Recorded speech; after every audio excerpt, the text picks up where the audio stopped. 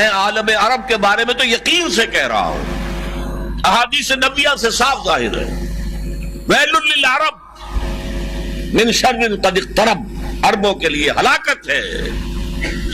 حدیث میں آتا ہے کہ ایک شخص کے 100 بیٹے ہوں گے تو 99 مر جائیں گے، ایک بچے گا۔ سب سے بڑے مجرم وہ ہیں، ان کی مادری زبان میں اللہ کا کلام، اور انہوں نے اللہ کے کلام کے پیچھے اپنے آپ کو نہیں لگایا، اسے اپنا امام نہیں بنایا۔ کہتے ہیں وَجْعَلْهُ لَنَا إِمَامًا وَنُورًا وَهُدًى، اسے ہمارا امام بنا دے۔ تم بناؤ گے تو بنے گا نا امام،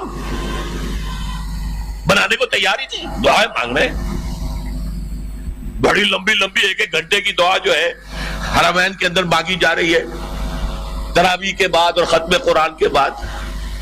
یہ دعائیں تمہارے منہ پر دے ماری جاتی، ہو کون تم؟ لستم علی شیء حتی تقیموا التوراۃ والانجیل وما انزل الیکم من ربکم، اے نبی کہہ دیے اہل کتاب سے تمہاری کوئی حیثیت ہماری نگاہ میں نہیں ہے جب تک کہ تورات اور انجیل کو قائم نہیں کرتے۔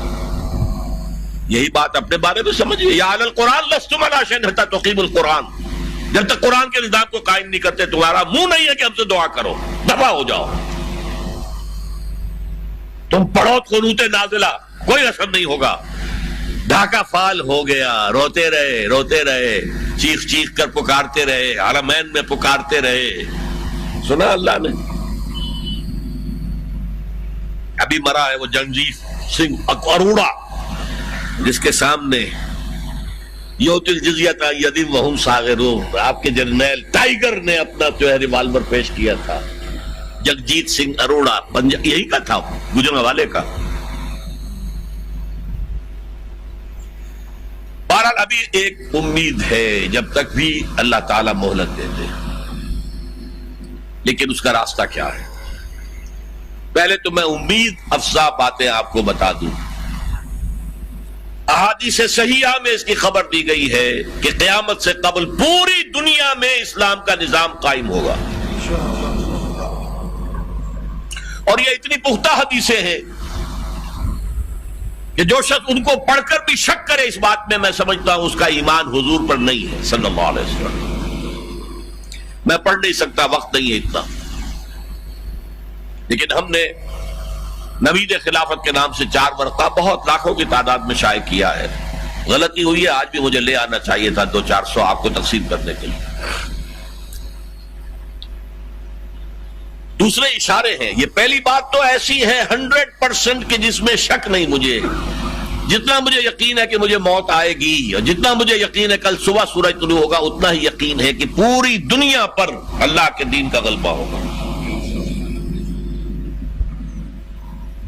اس وقت یہودی اور عیسائی اسلام کو مٹانے پر تل گئے۔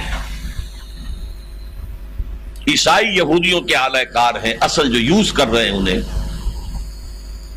وہ یہودی زائنسٹ، اور یہودیوں کا اصل اعلی کار ویسٹ، وائٹ اینگلو سیکسن پروٹیسٹنٹس، برطانیہ کے لوگ اور USA کے پروٹیسٹنٹس، جنہیں کہا جاتا ہے کرسچین زائنسٹ۔ یہ زائنسٹ ہیں، یہودی ہیں اگرچہ عیسائی ہیں، یہ تلے ہوئے ہیں اسلام کو ختم کرنے میں۔ اقبال نے کہا ہے دنیا کو ہے پھر مار کا روح و بدن پیش، تہذیب نے پھر اپنے درندوں کو ابھارا، اللہ کو پامر دیے مومن پہ بھروسہ، ابلیس کو یورپ کی مشینوں کا سہارا۔ وہ مقابلہ آنے والا ہے، اور اس میں آخری غلبہ اسلام کو ہوگا۔ اس کے لیے پہلے کسی عرب سے مشرقی علاقے کے اندر نظام خلافت قائم ہوگا۔ حضور کی یہ حدیث بھی ہے کہ مجھے ہندوستان کی طرف سے ٹھنڈی ہوا آ رہی ہے۔ اقبال نے کہا میرے عرب کو آئی ٹھنڈی ہوا جہاں سے، میرا وطن وہی ہے، میرا وطن وہی ہے۔ اور حدیث میں آیا ہے یخرج الناس من المشرق یؤطئون للمہدی یعنی سلطان، کسی مشرقی ملک میں اسلام کا نظام قائم ہوگا اور وہاں سے فوجیں آئیں گی جو عرب میں حضرت مہدی کی حکومت قائم کریں گے۔ حضرت مہدی کا ظہور تو وہی ہوگا عرب میں، لیکن عرب کھوکھلے ہو چکے، عیاشیوں کی وجہ سے ختم ہو چکے، ان میں دم نہیں ہے۔ فوجیں جائیں گی کسی مشرقی، اب مشرق میں کون ہے؟ ایران ہے، وہ خلافت کا قائل ہی نہیں، وہ تو امامت کے قائل ہیں۔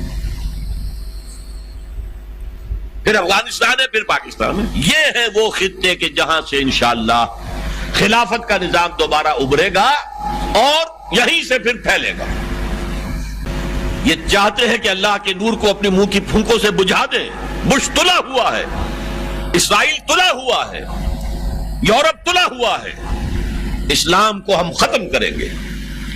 اسلام کو مذہب کی حیثیت سے ختم نہیں کرنا چاہتے، رہو، نماز پڑھو، روزہ رکھو، ہمیں کوئی اعتراض نہیں، لیکن اسلام کا سیاسی نظام، اسلام کا معاشی نظام، اسلام کا سماجی نظام، nothing doing, there can be no compromise، ہمیں ختم کر کے رہے۔